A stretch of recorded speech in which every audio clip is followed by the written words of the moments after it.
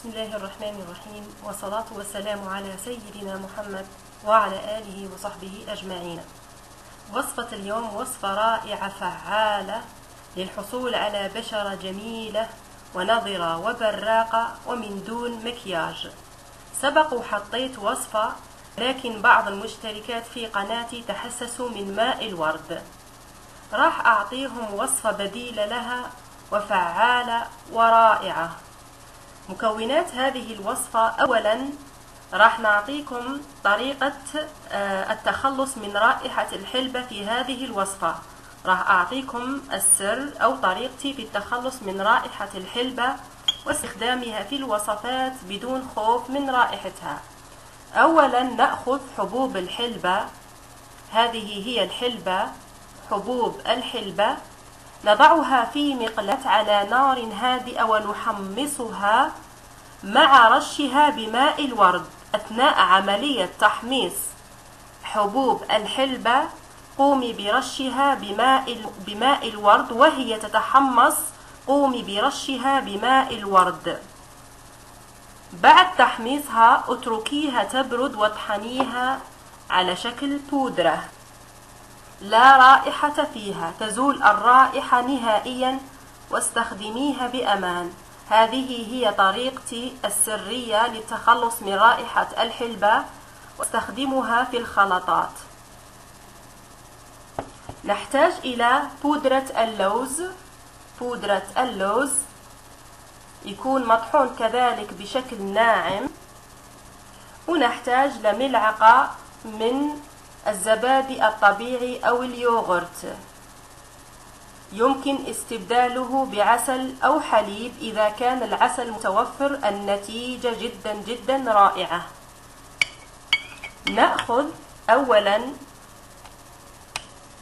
ملعقة الزبادي الطبيعي بدون سكر، تكون كبيرة، ملعقة كبيرة من الزبادي الطبيعي. نضع عليها ملعقة شاي من الحلبة المطحونة ناعم، الحلبة المطحونة ناعم. في هذه الوصفة لا تخافي من الحلبة لتكبير مثلا الأنف، لا تخافي منها لأنها محمصة.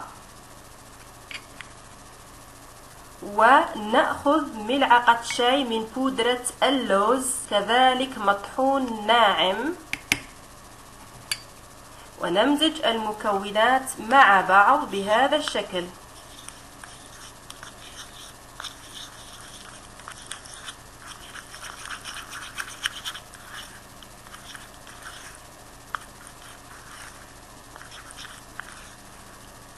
نتحصل على هذا الماسك وحلبة بدون رائحة. قلت حمصيها على نار هادئة مع رشها شيئا فشيئا بماء الورد، يكون ماء الورد يعني من النوعية الجيدة. نتحصل على هذا الماسك. تنظيف البشرة، قومي بوضع هذا الماسك من الرقبة إلى بشرة الوجه واتركيه لمدة 20 دقيقة، ثم اشطفيه بماء فاتر ثم ماء بارد لغلق المسام، وبعدها رطبي بشرتك بالمرطب الخاص بك. وإذا كنت خارجة لا تنسي واقي الشمس. يمكنك الاحتفاظ بهذه الخلطة في الثلاجة واستخدامها يوميا. هذه الوصفة للاستخدام اليومي لا خوف منها. الحلبة معروفة أنها ترطب البشرة وتقوم بتصفيتها، خصوصا إذا أضفت ملعقة عسل لهذه الوصفة.